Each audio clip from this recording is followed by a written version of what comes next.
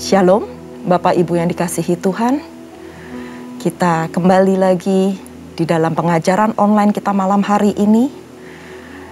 Dan saya percaya Bapak Ibu pasti diberkati melalui Bible Study yang diadakan oleh CK7.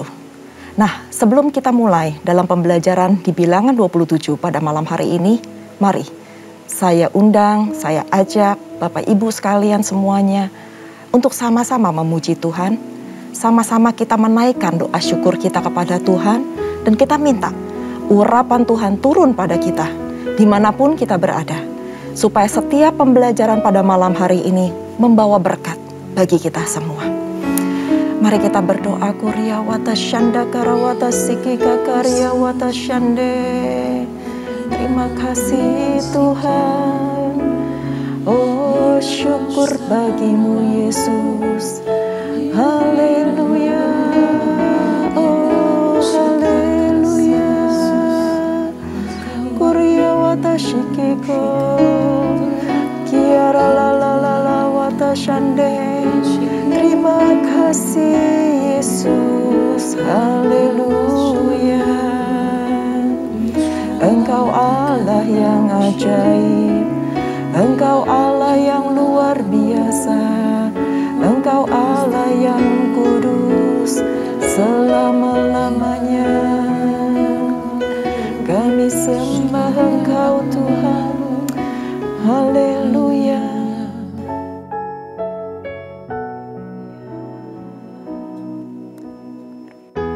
Tak selalu Tuhan menjawab doa, namun Dia beri yang terbaik di waktu yang tepat.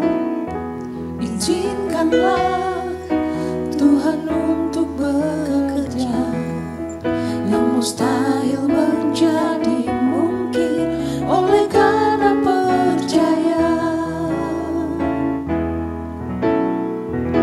Tak selalu Tuhan menjawab doa, namun Dia beri yang terbaik di waktu yang tepat. Izinkanlah Tuhan untuk bekerja, yang mustahil menjadi mungkin oleh karena percaya. Yesus mendengar lebih dari yang kudoakan. Yesus menjawab lebih dari yang kuharapkan. Dengan caranya di waktu yang tepat, ku kan melihat Dia jadikan semua.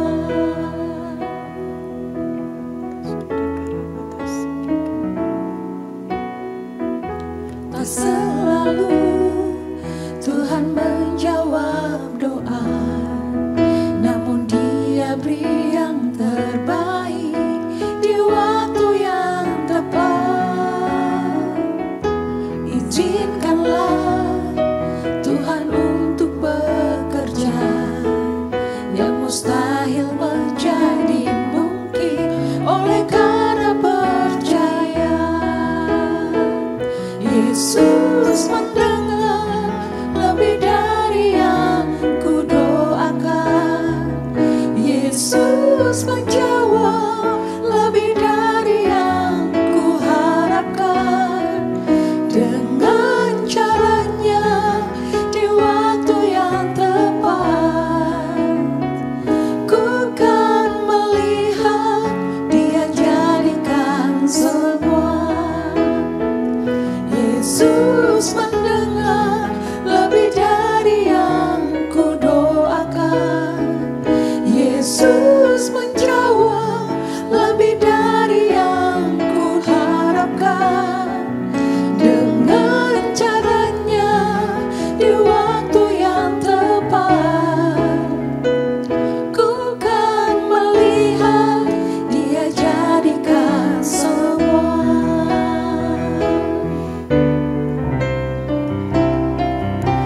Yesus mendengar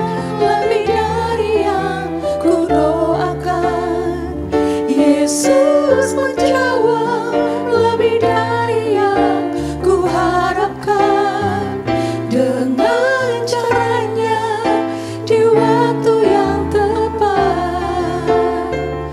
Ku kan melihat Dia jadikan semua. Yesus mendengar lebih dari yang ku doakan. Yesus menjawab lebih dari yang ku harapkan. Dengan caranya di waktu yang tepat, ku kan melihat Dia jadikan semua. Ku kan melihat Dia jadikan semua. Ku kan melihat Dia jadikan semua. Kau jadikan semua balik Yesus, tempat pada waktumu. Hatimu tak tapi percaya padamu. Tuhan jangan malu, indah bagi kami Yesus. Semuanya indah bagi kami, izinkan Kau bekerja dalam hidup kami Yesus.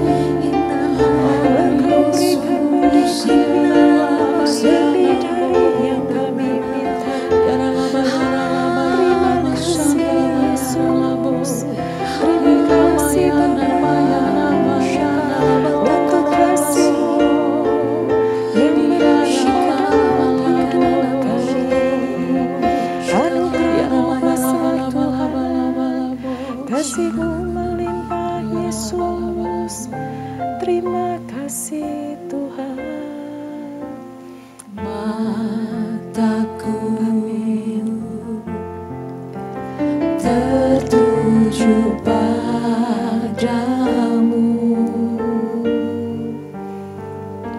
segenap hidupku ku serahkan padamu. Bimbing aku masuk rencana-Mu, untuk membesarkan kerajaan-Mu.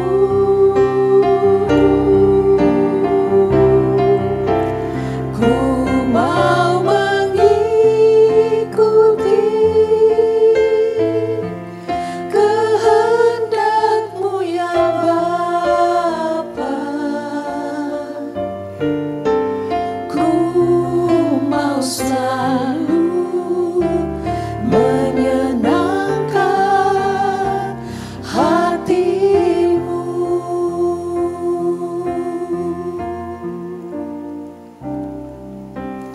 Mataku tertuju padamu, segenap hidupku ku serahkan padamu. Bimbing aku masuk rencana-Mu, untuk membesarkan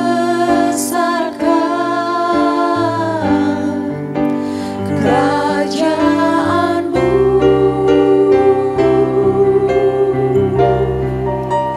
Ku mau mengikuti kehendak-Mu ya Bapa. Ku mau selalu menyenangkan hati-Mu.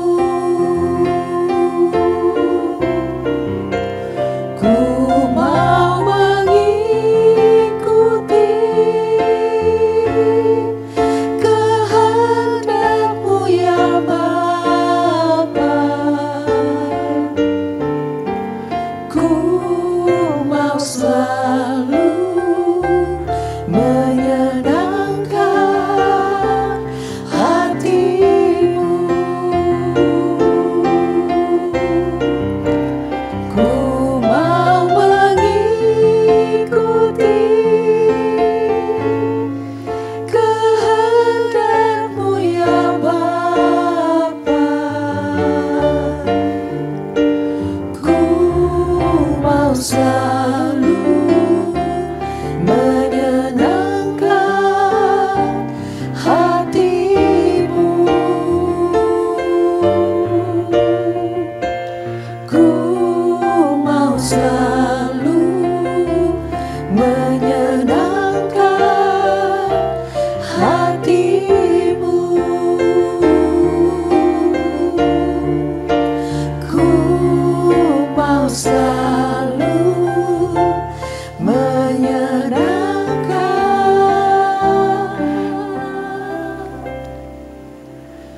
hatimu.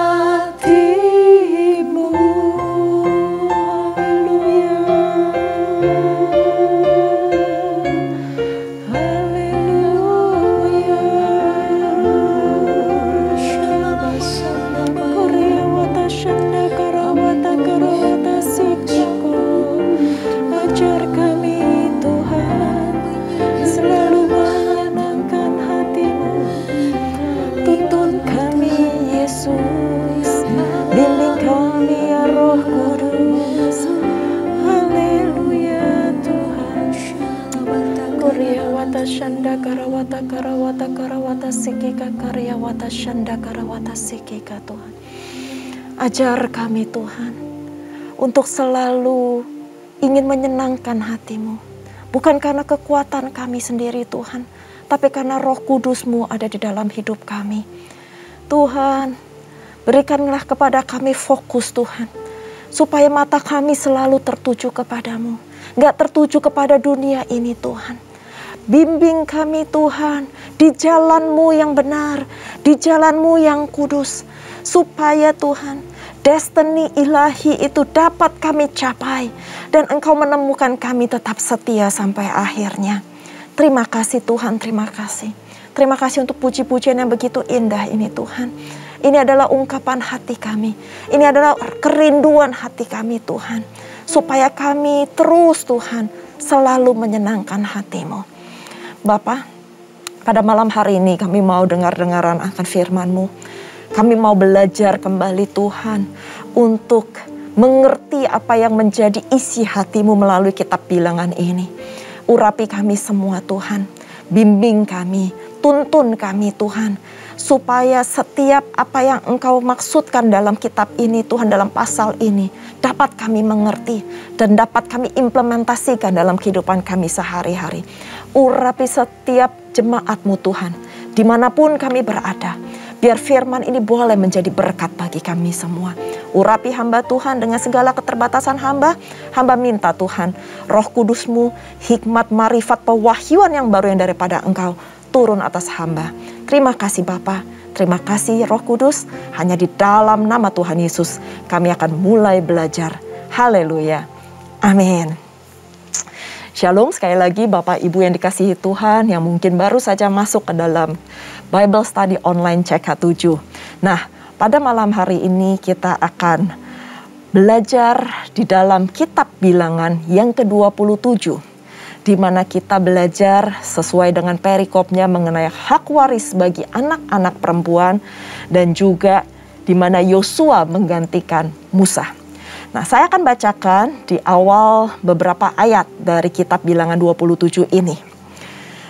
Di ayat pertama dikatakan, kemudian mendekatlah anak-anak perempuan Selafehat bin Hefer bin Gilead bin Makir bin Manasye dari kaum Manasye bin Yusuf. Nama anak-anaknya ialah Mahlah, Noah, Hogla, Milka, dan Tirsa. Dan berdiri di depan Musa dan Imam Eleazar dan di depan para pemimpin dan segenap umat itu dekat pintu kemah pertemuan. Serta berkata, ayah kami telah mati di padang gurun, walaupun ia tidak termasuk ke dalam kumpulan yang bersepakat melawan Tuhan, ke dalam kumpulan Korah, tetapi ia telah mati karena dosanya sendiri. Dan ia tidak mempunyai anak laki-laki. Mengapa nama ayah kami harus dihapus dari tengah-tengah kaumnya? Oleh karena ia tidak mempunyai anak laki-laki. Berilah kami tanah milik di antara saudara-saudara ayah kami. Lalu Musa menyampaikan perkara mereka ini ke hadapan Tuhan. Di ayat 6 dikatakan, maka berfirmanlah Tuhan kepada Musa, perkataan anak-anak perempuan Selofehad ini itu benar. Memang engkau harus memberikan tanah milik pusaka kepadanya di tengah-tengah saudara-saudara ayahnya. Engkau harus memindahkan kepadanya hak atas milik pusaka ayahnya.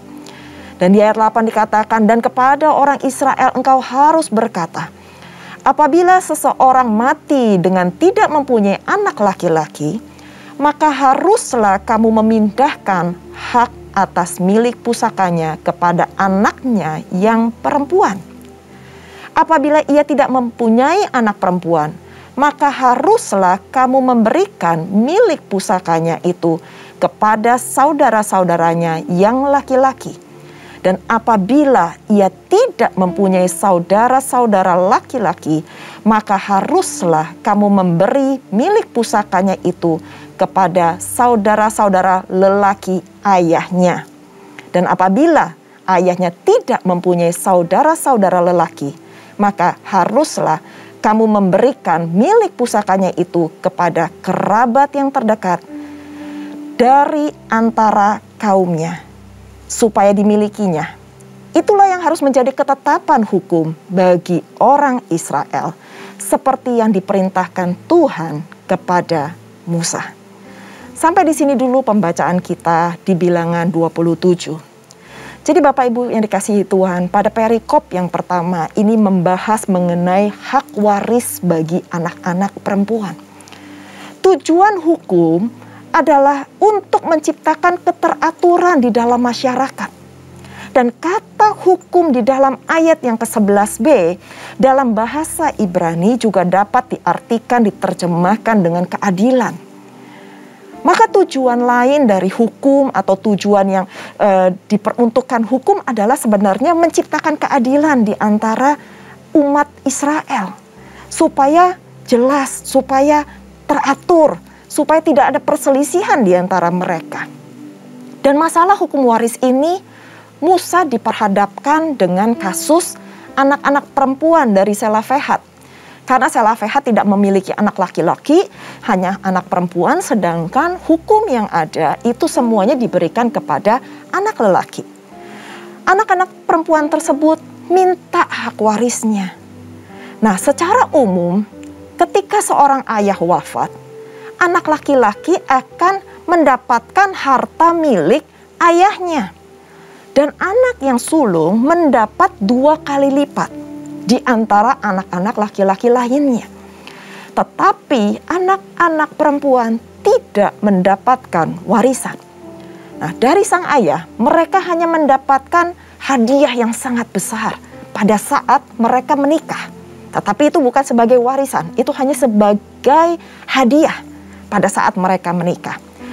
Dan bila satu keluarga hanya memiliki anak perempuan, maka hukum yang ada di mana harta waris itu akan diberikan kepada saudara laki-laki dari sang ayah. Berarti bukan anak-anaknya, tetapi orang yang ada saudara laki-laki dari ayahnya. Tradisi ini seolah lebih mengutamakan peran pria, hak pria dibandingkan dengan hak wanita. Yang tentu saja ini memojokkan para wanita atau para anak-anak perempuan dan tidak menghargai kedudukan sebagai seorang perempuan. Tradisi ini enggak seimbang Bapak Ibu yang dikasihi Tuhan. Sehingga anak-anak perempuan dari Selofehad merasa bahwa hal itu enggak adil. Itu sebabnya mereka menghadap Musa. Dan pada saat Musa mendengar seluruh keluhan yang disampaikan oleh anak-anak perempuan Selofehad, membawa perkara ini kepada Tuhan. Itu yang kita dapat contoh dari seorang kepemimpinan Musa. Pada saat setiap situasi yang Musa alami, yang diperhadapkan, maka Musa minta pewahyuan, minta tuntunan, minta Tuhan untuk menyatakan kehendaknya. Tuhan kemudian menyatakan bila keluarga tidak memiliki anak laki-laki, maka anak perempuan boleh berbagi harta warisan. Dan itu disebutkan di ayat ke-8. Dan jikalau keluarga itu tidak memiliki anak sama sekali, baik laki-laki maupun perempuan, maka harta warisan yang dimiliki itu baru diberikan untuk keluarga terdekat. Dan itu dinyatakan di ayat ke-9 sampai ke-11 yang tadi sempat kita bacakan sampai ayat ke-10. Jikalau nanti kita akan belajar lebih dalam lagi, kita akan belajar lebih jauh lagi, maka di pasal 36 dikatakan bahwa Tuhan akan memberikan aturan yang mengharuskan anak-anak perempuan penerima warisan untuk menikah dengan orang yang sesukunya. Maksudnya apa? Kenapa dibuat peraturan seperti itu? Tujuannya adalah untuk menjaga agar harta warisan itu tetap berada di dalam suku itu dan tidak keluar dari suku itu. Nah, perikop ini menarik karena memperlihatkan iman dari anak-anak perempuan Selofehad yang meyakini bahwa Tuhan yang mereka punya, mereka sembah itu adalah Tuhan yang adil. Dan Tuhan yang tidak pernah mengingkari janjinya bahwa Tuhan akan memberikan kepada mereka tanah milik pusaka Allah. Dan mereka akan dibawa masuk ke dalam tanah perjanjian. Dan juga diperlihatkan dalam perikop ini bahwa ada belas kasihan Tuhan yang turun atas anak-anak perempuan dari Selofehad ini. Hukum memang baik adanya, tetapi di atas hukum ada juga belas kasihan yang dimiliki oleh Tuhan kepada umatnya. Peran seorang perempuan di sini diungkapkan dengan cara yang berbeda dengan peran laki-laki. Namun masing-masing setiap peran dihargai dan bernilai sama di mata Tuhan. Jadi pasal ini juga menjadi pelajaran untuk kita. Supaya dalam segala kondisi apapun, kita selalu mencari Allah.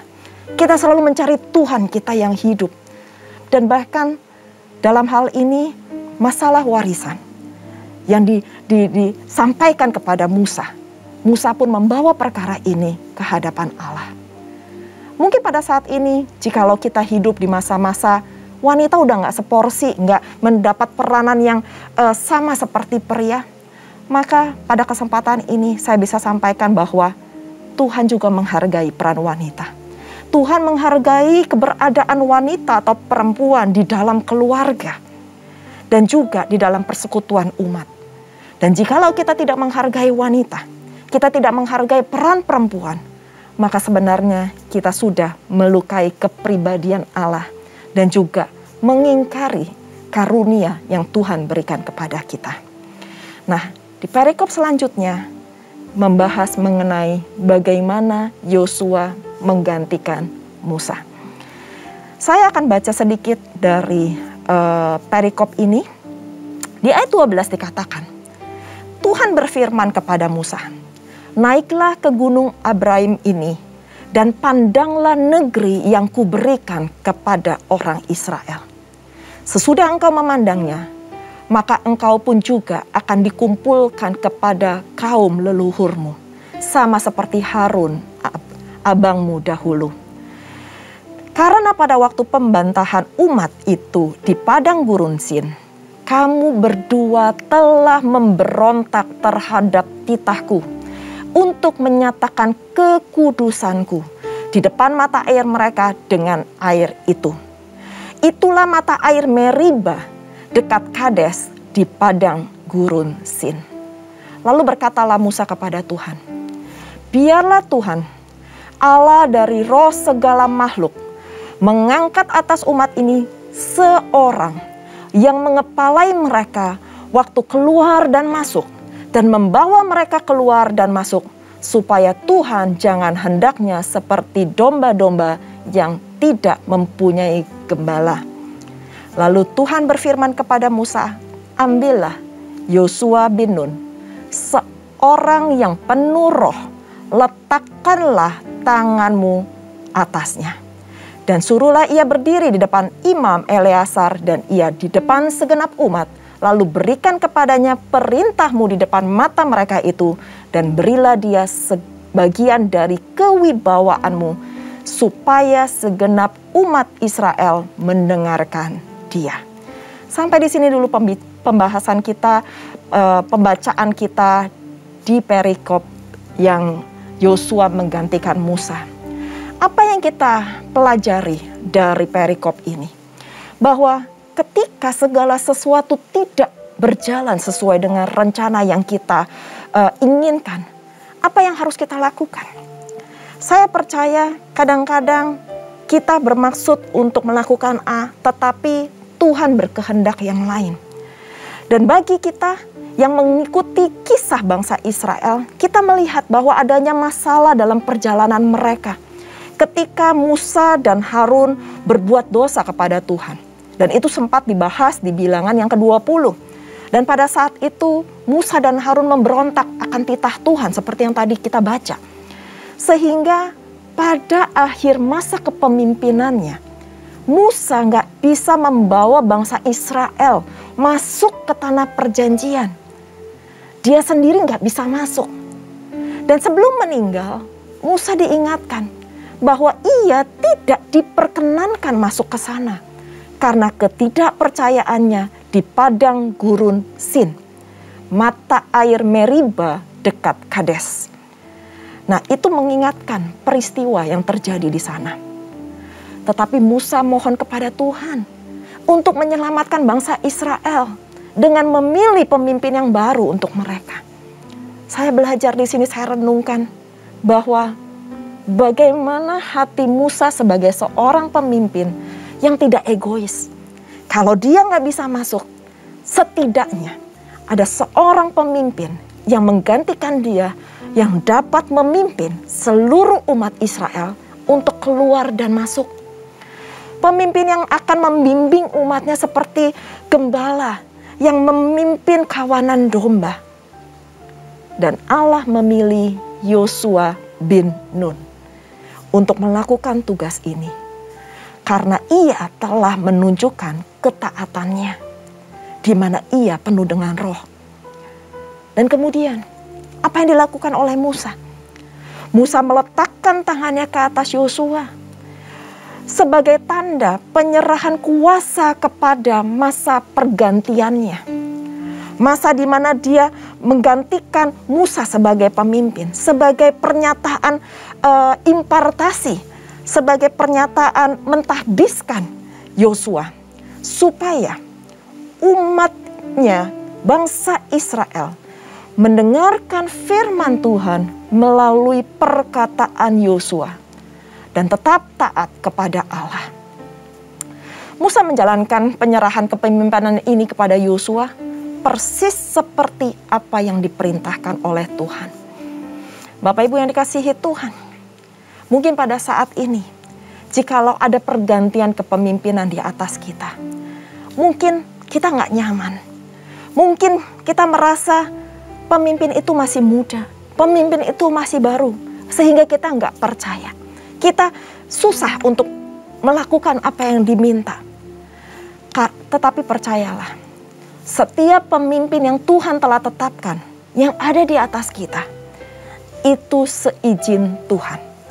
Dan pada saat Tuhan memberkati, pada saat Tuhan mengurapi, ada wibawa ilahi, ada wibawa Allah turun atasnya.